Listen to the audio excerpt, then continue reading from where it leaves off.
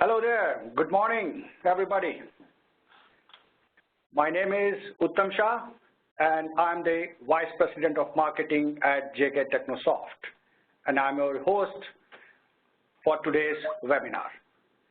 So we are very excited to bring out an elite customer and partner panel to present to you an innovative approach to detect and stop the cybersecurity threats in real time.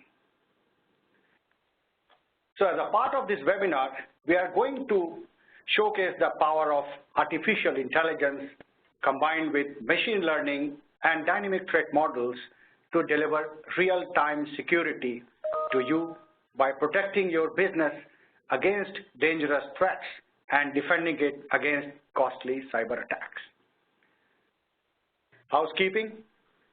So please type in your questions in the Q&A window on your top right-hand side.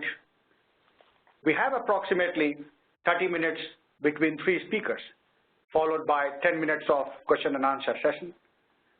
So without much ado, let me hand it over to our first panelist, Secure Design's Business Development Executive and Security Expert, Eric Berger. Eric, over to you. Thank you. Hello, everybody. I thought I'd begin with a word or two about SDI. We're a managed security service provider, or MSSP. We operate the largest sonic wall GMS deployment in the world with over 8,000 client locations. We've been in the security business for about 15 years, primarily serving the small and medium-sized business market through internet service provider, private label partners. We're excited to have just signed on an agreement with Second to provide OTM as a much-needed enhancement to the existing solutions we deploy. So, let's begin. And it can be said that not enough top-level executives in businesses of all sizes don't realize the true nature of the threat from cybercrime, and we'll talk about that more later.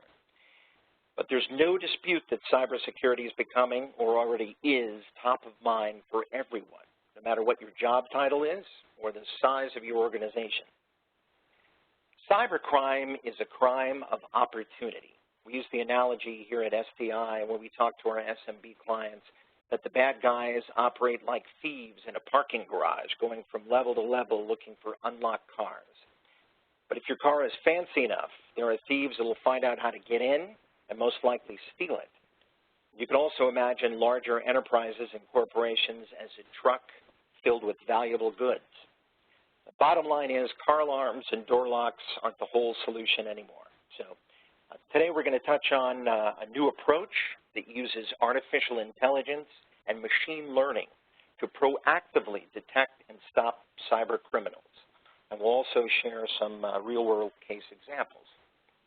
So, why should CXOs, CEOs pay attention to cybersecurity? Well, we're all somewhat aware of the repercussions of a successful intrusion. It results in data theft or intellectual property or both. At SDI, we take a holistic approach to security. Security is a goal, but there's no such thing as a state of 100% total security, especially now. But the polar opposite of security is paranoia. And in this case, a little paranoia is a good thing. I suppose it's possible to be 100% paranoid, but in terms of cybersecurity or any other way, it's probably not good for business. So here listed are a few of the reasons to think a little bit on the side of paranoia in terms of the cost of a successful data breach. Lost data, impact, reputation and brand, business revenue, customers and partners liability, the hefty costs, of course, and bottom line to think about from this slide is your cyber defense strategy and plan, because you do have to have a plan, impacts everyone you connect with, including your customers, partners, and employees. And when you suffer, so do they. So let's look at that cost a little bit more in general terms and talk about some specific numbers. We're usually talking about an overall cost, and the commercial cost of data breaches is tracked by the Poneman Institute. And that cost is increasing exponentially. As of mid-2016, it was estimated to be $4 million per data breach. This cost is highest for the healthcare industry, many others, education, the financial industry, credit card companies. They're not far behind in the aggregate. And we predict this will continue to rise over the next few years as trend in the Internet of Things opens up new vulnerabilities, and the attack surface continues to expand everywhere, mobile devices, et cetera, et cetera. There is no more perimeter, and it's getting more difficult than ever to protect everything. So what kind of threats are we looking at that's triggering these costs and making us all feel a little bit paranoid, hopefully? Another survey by Poneman ranks the kinds of threats that executives are worried about. And to sum up, we have met the enemy, and he is us. Phishing and insider threats are right there at the top because humans are the weakest part of the network. Some progress is being made, but there's still a lot of people, and millennials are the largest part of this group, that will click on anything. And email filters will never be 100% effective, especially if it's socially engineered or it involves stolen credentials or a phisher masquerading as the accounting department with questions about your expense report.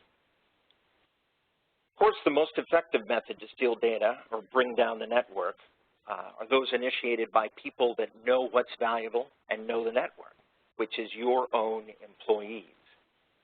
So it's important to note that phishing is the #1 method of delivering ransomware, and practically every security expert across the board predicts a ransomware explosion in 2017. The two truths is that there are known threats to worry about, but we face a world of unknown threats each and every day. Truth number 2 is it's not a question of if, but when.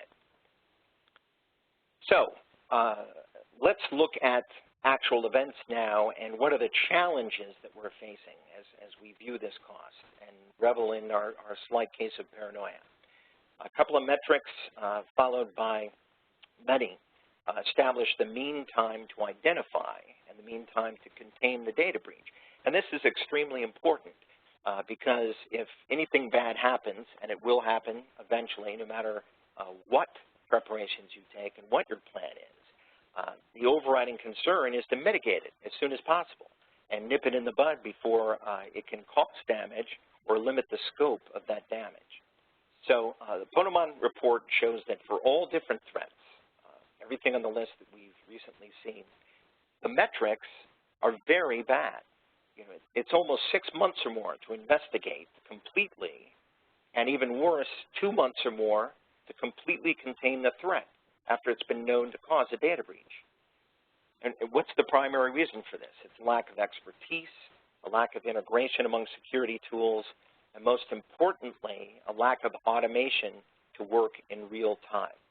Just like the human factor is our greatest weakness, it's also the greatest factor in limiting our effectiveness in mitigating threats because humans can only react and put things together in a limited amount of time. So, where do security products fall short? Top line, it's important to point out that almost all of the methods and solutions for identifying and mitigating intrusions simply don't work well enough. And this is increasingly true, even though more money than ever is being spent, and there's no end in sight to that trend. Why is that? Fundamentally, it's because the bad guys will always have the initiative. Security products are reactive by nature. We can't ever specifically predict how and when the next attack will occur. Most security products and solutions follow a reactive approach of incident investigation, and they include response, but it inherently involves a lot of human effort, and the result is it's nowhere close to being mitigated in real time, before the damage has a chance to occur. The chart below is from a Verizon Data Breach Investigation Report, which includes most public and private data breach incidents. Out of more than 10,000 plus incidents, They found that almost 75% were primarily related to some form of compromised credentials or insider threat. In almost all of these cases, the credentials were stolen within minutes and the data was lost within a day. So for any solution to be effective in stopping and mitigating threats, limiting the damage, limiting the cost, it has to work in real time. Operational costs of investigations. We're talking about investments in security products going up and up, and that's internal and external. Let's quickly walk through an example of a malware-infected endpoint device to get a sense of what's come into play. In this particular instance, Second found there were a large number of next-generation firewall logs, which was indicating a connection from this endpoint to an external black site. Big red flag. Although it was resetting the connection, there was not necessarily sufficient information to conclude that the endpoint was infected with malware. But if a security staff investigates the network traffic and finds out there were other correlated activities, such as endpoint performing IP sweeps, port scans to other vulnerable devices, then you can pretty quickly conclude that there's some type of malware infection. Something's in there and it's trying to do stuff right away. But identifying all this east-west activity and locating the device itself is a real challenge. It takes a lot of human effort, and that human effort comes at a very expensive price. You're looking at, on average, 3 or more events at $500 per incident, assuming a junior analyst is doing the investigating. And looking at 3 incidents per business day, you can see how the cost of these investigations is jumping up very, very high. The human model costs a lot, and that's the most important thing to remember about current solutions, is that they're not working, and in order to make them work, there's a lot of costs involved because of the human element. So that wraps up my portion, and at this time, I'd like to hand it over to Lalit Shinde, who's the EVP of Security at Second. Thank you very much, Eric. Good morning, good afternoon, everyone across the globe. So when we looked at this cybersecurity issue at Second, we knew that there has to be a better way to solve these problems. In fact, we looked at all of the security solutions that are available very carefully, and we were completely taken aback at the current approaches. Most of these traditional security products, they're very highly specialized. They work very well in silos, but most of the time they're completely blind to compromised credentials or insider threats or advanced persistent threats. And as a result, we knew that there has to be a better way to solve this problem using current technologies. Most of the times, also, these tools generate lots of threat indicators, lots of logs and events for you to look at in order to determine if a certain threat is real or not. And this requires a large human effort. As Eric pointed out, it gets very difficult to then figure out what is the white noise and what is the real threat. And as the determination itself takes so much time, the problem of remediation becomes even more challenging. The Second OTM leverages completely different approach using predictive analysis.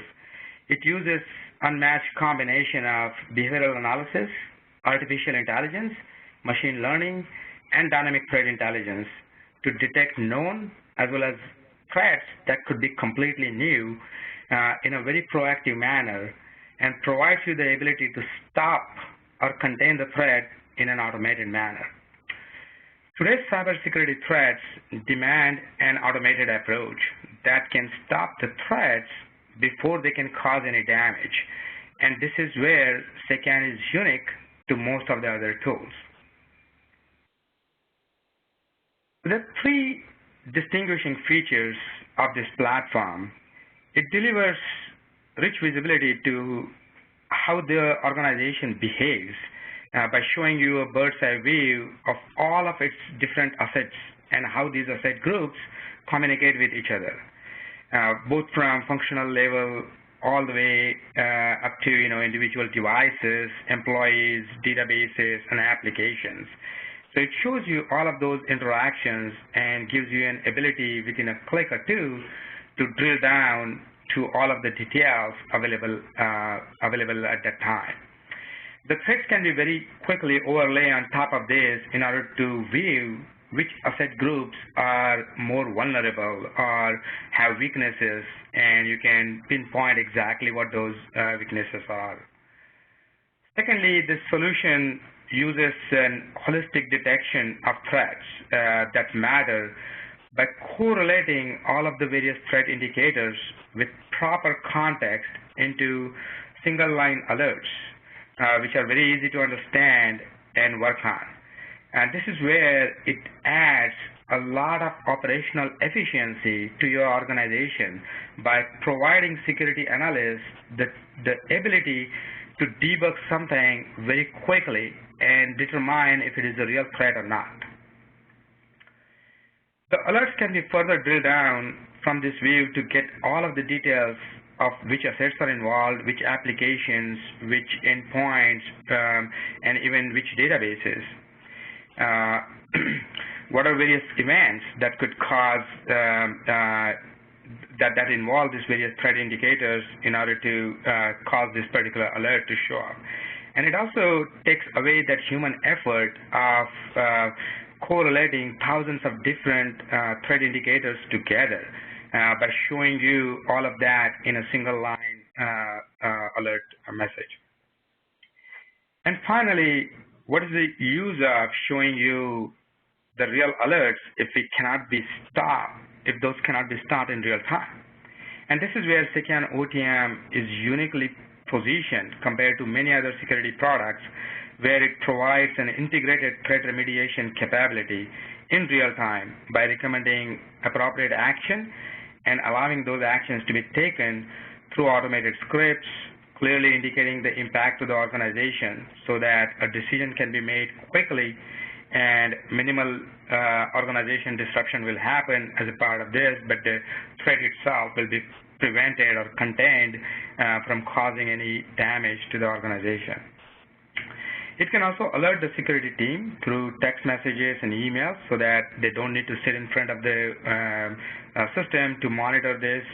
There's nothing to worry about until that email or text message come in order to take the action. The Second OTM is truly a sock in a box solution, and we'll be happy to provide a lot more details and demo to those who are interested.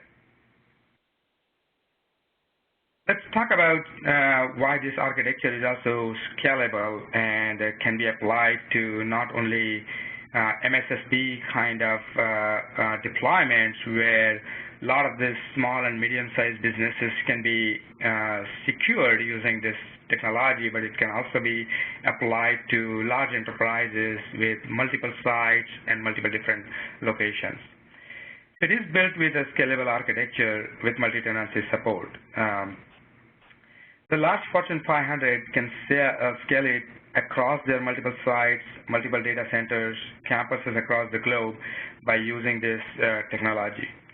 There are two distinct applications within this platform. The control and collection engine, and this is the one that can digest all forms of structured and unstructured data, logs, network flows, even raw IP packets. And the Scalable Analytics and Policy Engine called APE. This is modeled after the latest and greatest streaming technology to run various behavioral analytics models, machine learning algorithms, dynamic threat intelligence algorithms, as well as the correlation engine in parallel. The correlation engine is, the important part of the automation to reduce that operational overload on the security team. And it also provides easier to understand single line alerts with ability to navigate through all the details and the threat indicators. the APE is pretty much processing all of this in real time in microseconds, but providing the quick turnaround and taking the remediation action before the damage is done to the organization. So the input to the output is pretty much within seconds. It's happening in parallel, correlating various things that have happened in the past. So at this time, let me hand it over to Kevin Stillman, who is the Chief Information Security Officer with State University of New York, to take us through some of the real-world examples. Kevin? Thank you very much, Lalit.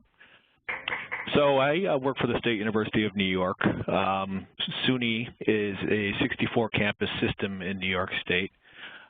We enroll about 450,000 students with 90,000 employees. One of the initiatives I'm working on is a distributed security operations center approach for the various campuses. SUNY campuses kind of range in their ability to operate an information security program, based on various funding. So what we're trying to do is level set that across the board for the smaller campuses and community colleges. And Secion's SOC-in-a-Box approach is intriguing for this. We've been looking at them for the past several months. I'm going to talk about some use cases for the Second OTM solution. We're going to start by talking about compromised credentials. So we chose compromised credentials use case to demonstrate as almost 75% of data theft in 2015 and 2016 happened because of this.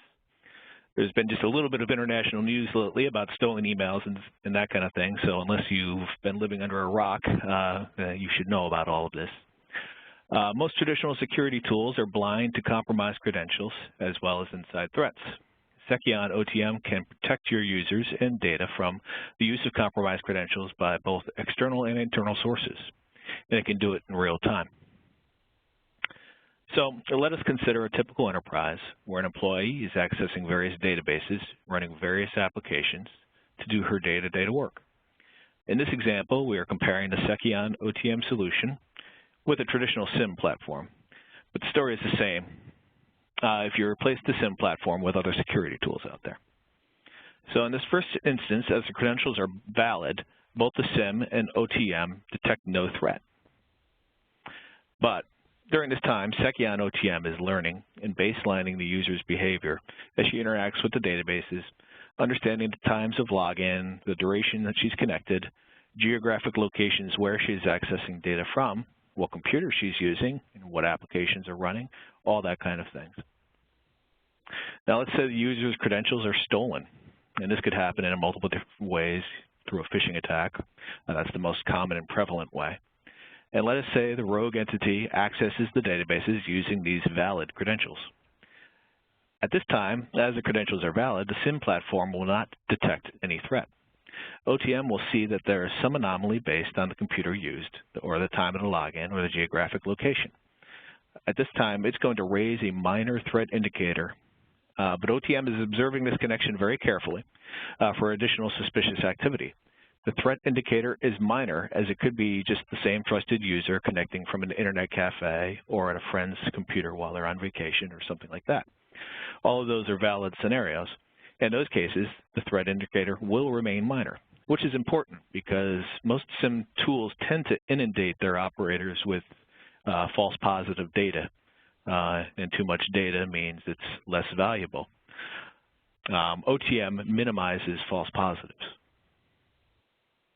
But if this is indeed a rogue entity, they will start doing things like probing the network, running new applications, accessing a higher number of assets, including those rarely accessed by the actual user, including high-value target databases, or extracting large numbers of files. So OTM's threat detection algorithms, as well as machine learning, will catch and correlate any suspicious activity around this user and this activity, and this will immediately raise the threat indicator level to either major or critical.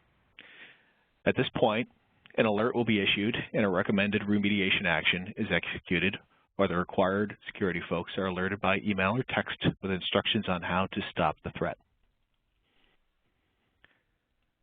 So the next use case we want to talk about is ransomware. Ransomware is definitely on the rise. That has become a preferred tool of choice by criminal hackers to quickly and with relative ease make money off of inattentive victims. Just the publicly known ransomware cases have cost U.S. companies about $1 billion in 2016, and a lot of ransomware is now targeting small and medium-sized businesses. So most of the times, ransomware starts with a phishing email where the victim clicks on an innocuous-looking link and voila, they're connected to a bad reputation site. Clicking on the emails or visiting a website is not a threat unless the threat intelligence can confidently point out the blacklisted URL. At this point, the ransomware sites will download the criminal malware from itself and one of its sister sites once the victim clicked on it. Secion's machine learning algorithms will catch this activity and raise this as a major threat indicator. Once the ransomware is downloaded, the next thing the malware will do is to establish the contact with the command and control site in order to download the public encryption keys. Secion's threat models will immediately correlate this to the download activity that preceded before and raise a critical alert by sending an email notification, as well as pushing policy to the next generation firewall in order to stop any further communication to the external command and control site. This will stop the ransomware from causing any damage.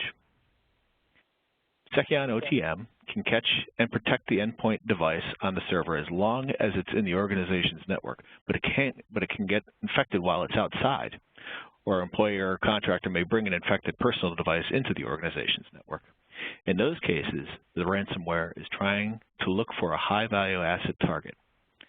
It would start scanning the network for those vulnerable assets, and any such activity will raise an alert based on Secion's threat models and machine learning algorithms. The severity of these threats will depend on the malware application's behavior. Once the ransomware starts to propagate itself, Secion's threat models will immediately catch it and raise a critical alert and isolate the endpoint device from communicating with any other devices on the network. It will stop all east-west propagation of the ransomware and notify the security personnel through emails or texts. Note that most of the ransomware activity is east-west traffic and completely bypasses next-generation firewalls, and next-generation antivirus solutions cannot catch it either, as there are millions of different strains of it coming out almost every single day. So with that, I can hand it back over to our moderator, Tom, and open up the webinar for questions. Thank you, Kevin. So we will be now opening up the session for question and answer. Please feel free to type in your questions using the Q&A icon on the right-hand side, top right-hand side of your box. So I can see a couple of questions which have come in now. So I think there's a question for our customers. So if you can, one of you can take it. The question is, what are some of the real threats found by this platform in your deployment? I guess I can address that first. We first were introduced to Secon at the global meeting for SonicWall, the firewall solution provider, which is a major player in the market, aimed at a very small, medium, but also large market. But cost effectiveness is one of their hallmarks. But they've got a very effective solution that we have in deployment, as I mentioned, in 8,000 locations. So we entered in, our CTO entered into a conversation with Secon, and we actually deployed the collection unit and APE here, in our data center. And lo and behold, just a few weeks later, there was an employee who, in the shipping department, who got a phishing email that she clicked on, and it immediately began illustrating the example that was just shown by Kevin. Contacted a blacklisted site. There was suspicious malware activity going on. The Secon unit flagged it exactly as it was portrayed by Kevin, and our CTO was made aware of it almost immediately, via email and text. Our network operations people jumped into action, and within the space of 20 minutes, we had it laterally disabled, and within the space of 20 minutes, we had it completely sandboxed and eradicated.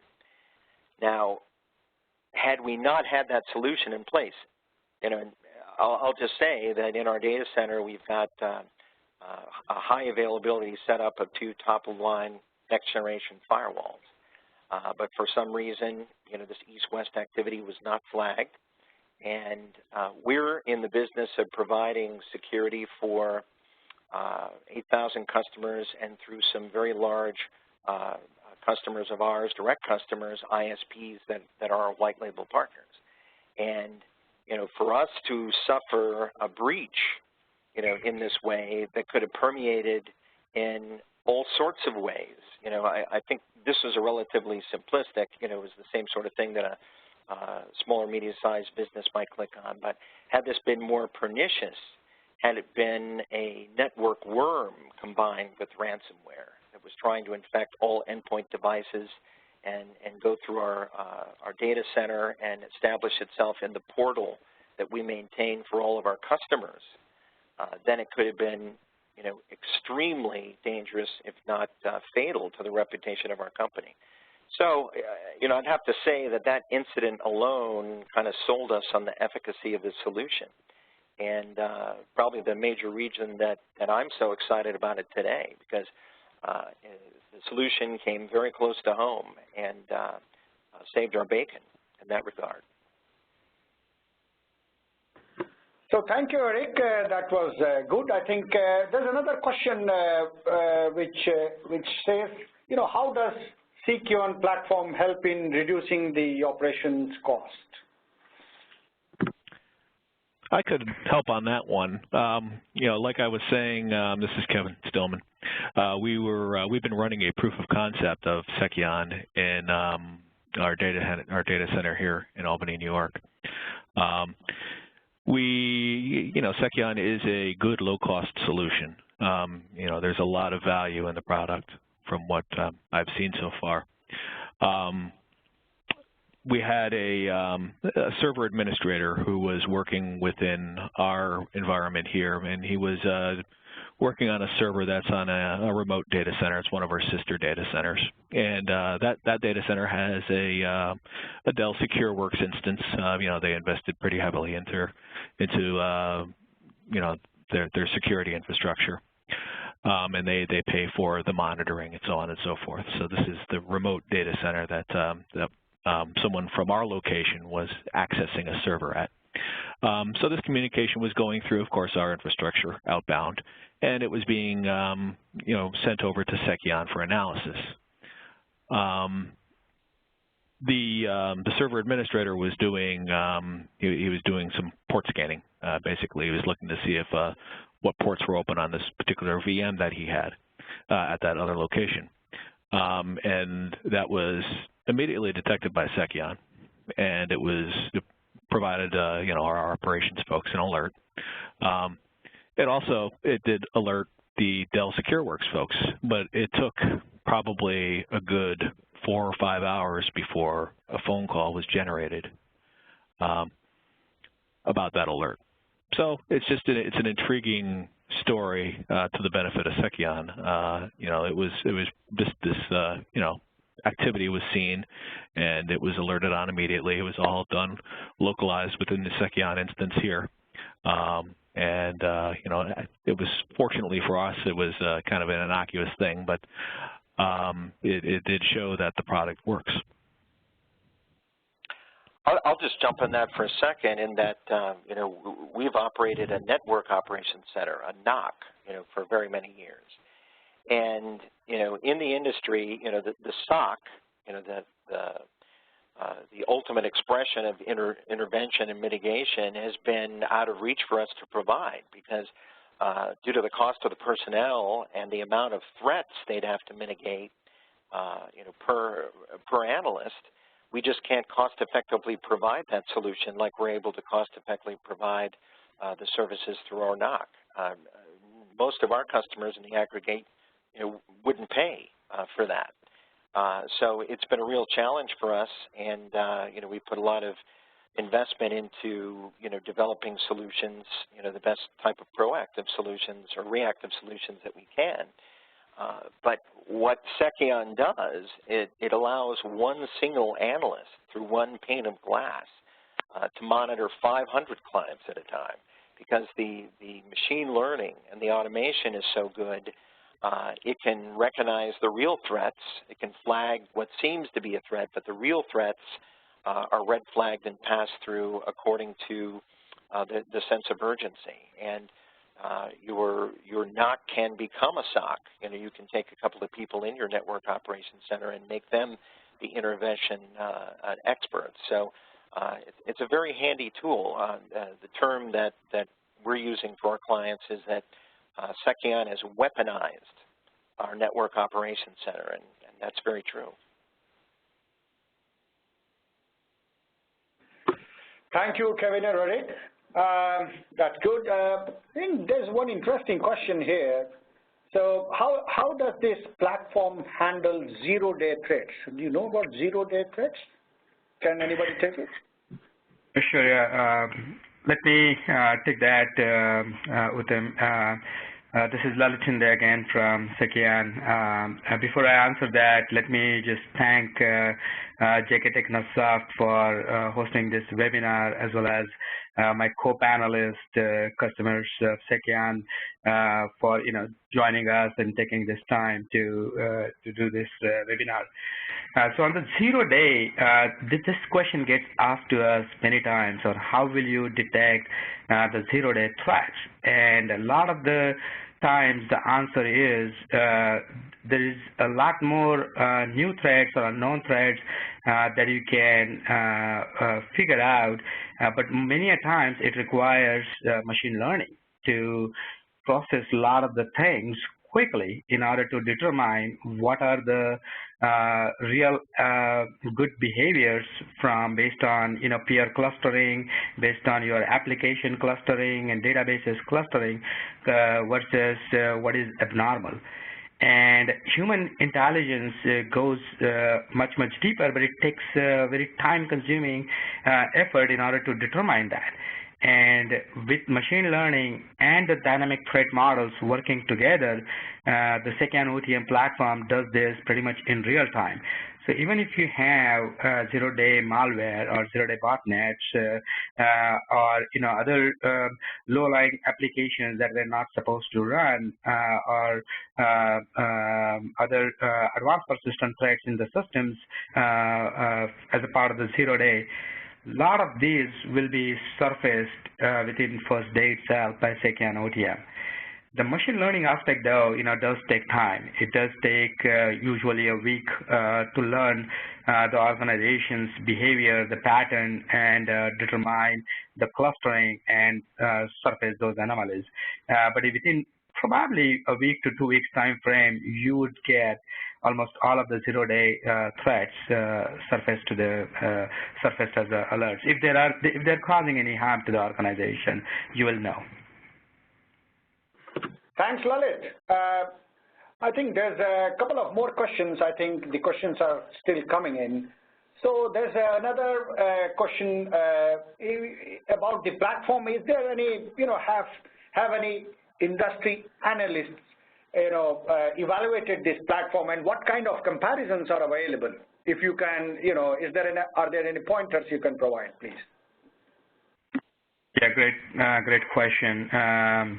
So Second OTM, as Eric pointed out, and also I think Kevin mentioned that the product is out at the beginning of last year, and it has gone through a lot of the analyst evaluation and comparisons. We have at least 4 or 5 different analysts evaluating this product, and almost all of them, when they compared with SIEM platforms or other existing solutions in next-gen endpoints or next-gen firewalls, they were a little bit taken aback on how do we compare this with other existing technologies. There is no something similar existing. that provides such a comprehensive mechanism of combining machine learning, artificial intelligence, behavioral analytics, and at the same time correlating those to give you the real alerts in real time. And not only that, also remediating that in the real time.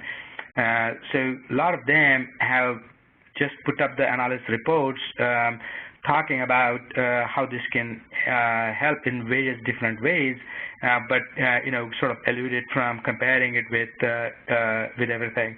The Gartner also talked to us, and they have evaluated the platform, and they decided that they need to create a separate security category called Security Operations, Analytics, and Remediation. And that discussion is still going on. They're creating this category, and hopefully that category happens this year. We would be very, very excited to take part in that category and show how Second OTM can lead that category right from the get-go.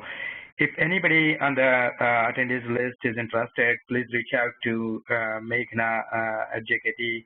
We can supply the analysis reports to you. Lalit, there is another question, very important.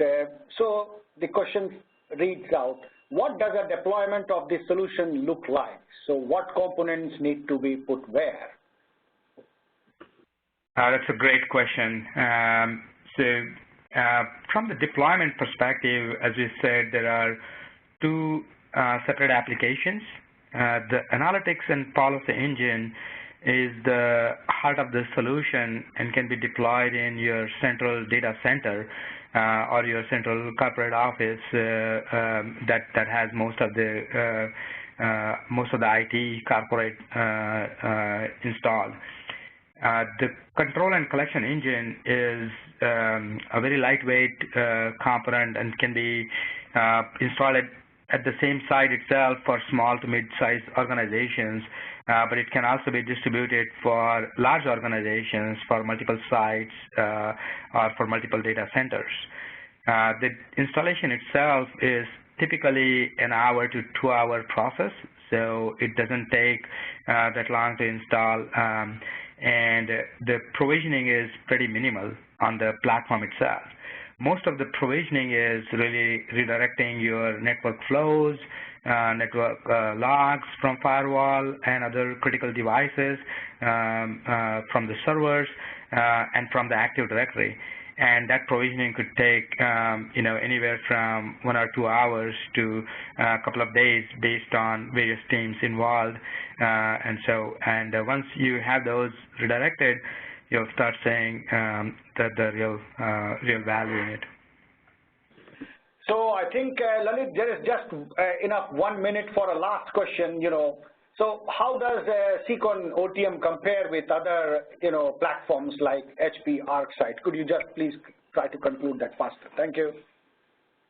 Sure. Yeah. Thank you very much, Uttam, again.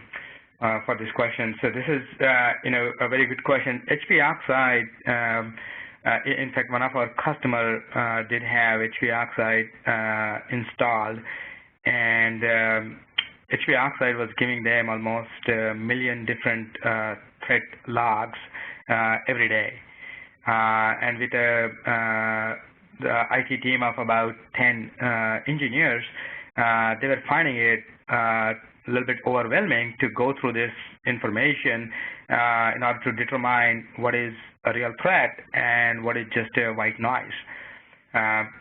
When they deployed Second OTM, we actually found 3 million threat indicators within that first day, and that's mainly because there were about 4.5 million devices connecting to this, and this was a higher education university, and because there were 4.5 million devices from students, faculty, employees, contractors, and so on, there were a lot of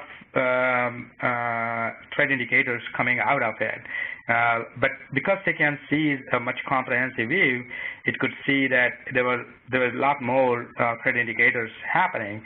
But the power of Second was the correlation engine indicated out of this 2.5 to 3 million threat indicators, there were only 18 or so real threat alerts that the team needed to look at.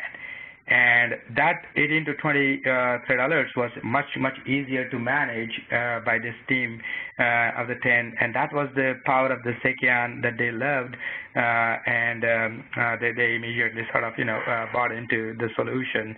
There are quite a few other differences with HP Oxide, and the few being remediation. HP Oxide will keep on giving you this kind of threat indicators, but there's no recommended remediation or automated remediation at all. And that's one thing that Sekian would do quickly is to either disable the credentials if that was the case, or isolate the device where the malware is, botnet is, or also block any external entities from causing DDoS kind of attacks. Things like that it will do in real time in order to not only detect but also protect you immediately. So back to you, Uttam.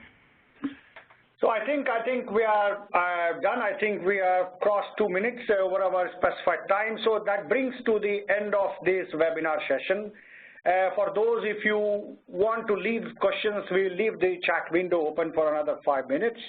Or if you have any questions later, you can still email us at meghna.jaswal@jktech.com, and we'll come back to you with the answers.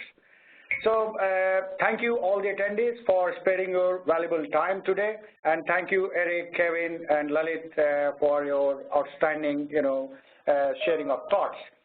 So we are also going to share a link to download the video for your future reference.